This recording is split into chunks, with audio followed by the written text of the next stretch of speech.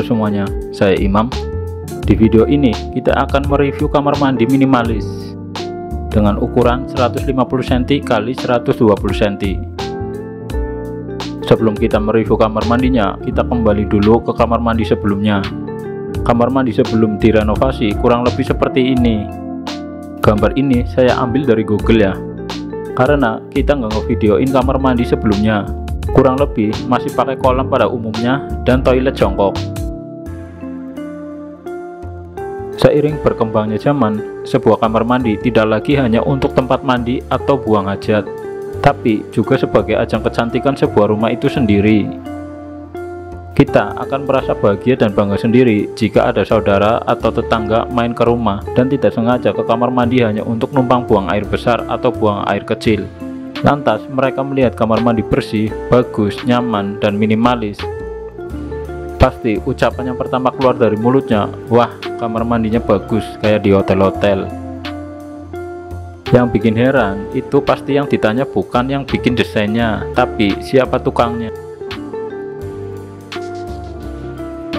Memang tukang berpengaruh besar pada pembuatan sebuah bangunan, tapi tukang tanpa gambar juga akan buta dan hasilnya juga kurang maksimal pada sebuah bangunan.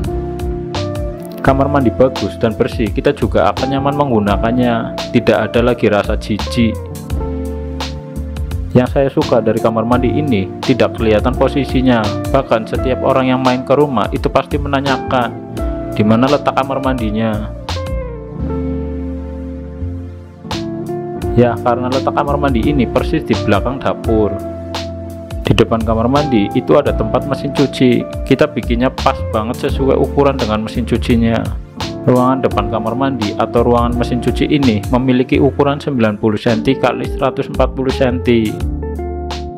Kita menggunakan warna keramik abu-abu dan warna putih. Tujuannya biar kelihatan lebih luas. Di bagian atas mesin cuci, kalian bisa lihat sebuah tabung. Ya, itu tabung pemanas air atau yang disebut water heater. Mungkin kita akan review pemanas air secara detail di video berikutnya.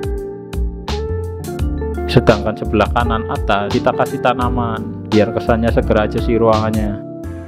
Di bawahnya ada dua buah kran, yang satu langsung disambungkan ke mesin cuci, dan yang satu tujuan utamanya buat wudhu aja sih.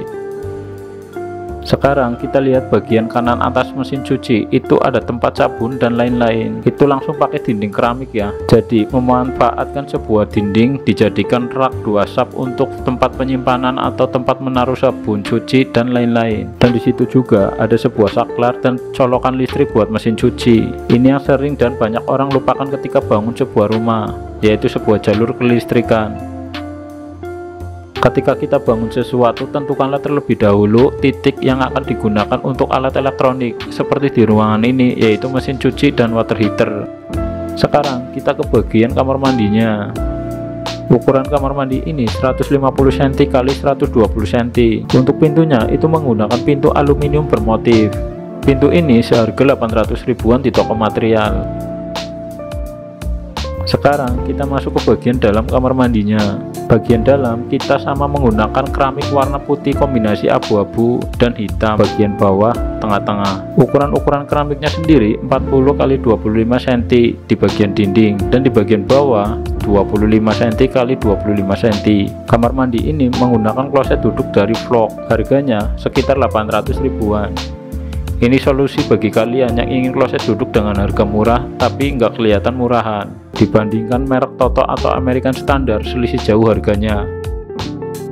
Di atas kloset duduk terdapat gantungan baju stainless, harganya kisaran 300 ribuan. Gantungan ini menurut saya sangat enak digunakan karena bisa memuat baju dan handuk yang banyak.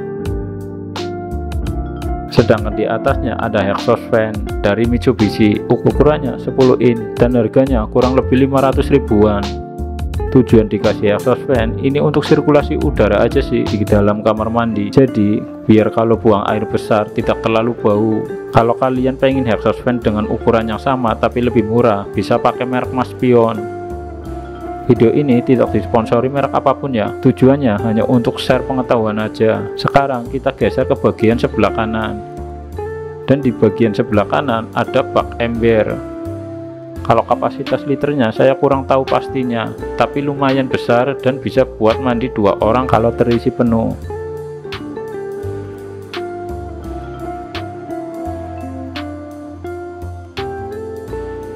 Sebenarnya kamar mandi ini bisa lebih cantik lagi kalau penampungan airnya bukan pakai ember, tapi pakai bak penampungan air dari keramik.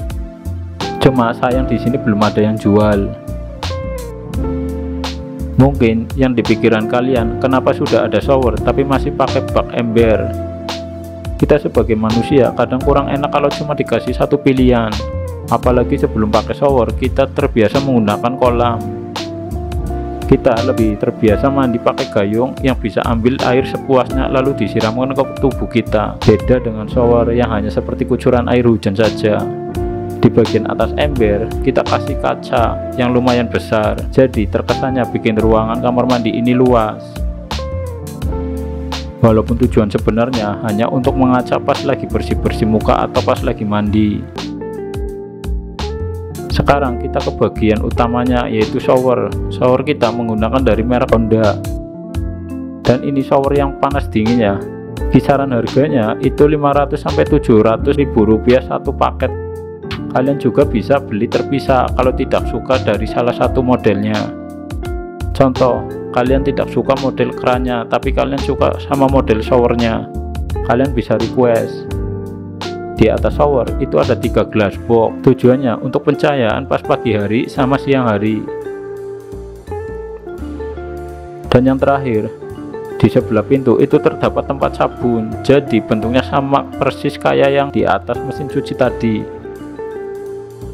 Kita memanfaatkan dinding kamar mandi untuk tempat sabun, sampo, dan lain-lain.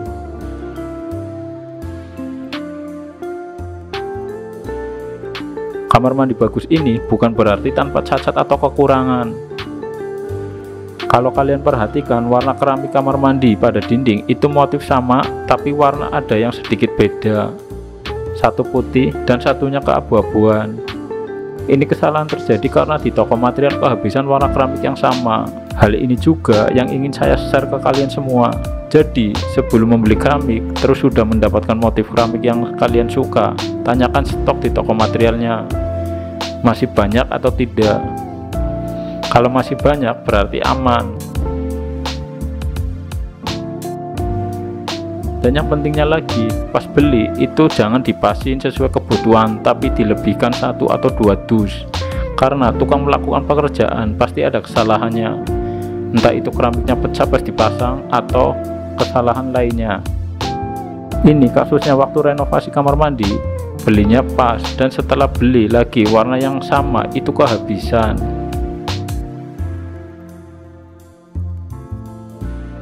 Oke, di video ini mungkin itu aja yang saya bisa share ke kalian. Saya Imam, see you the next videos.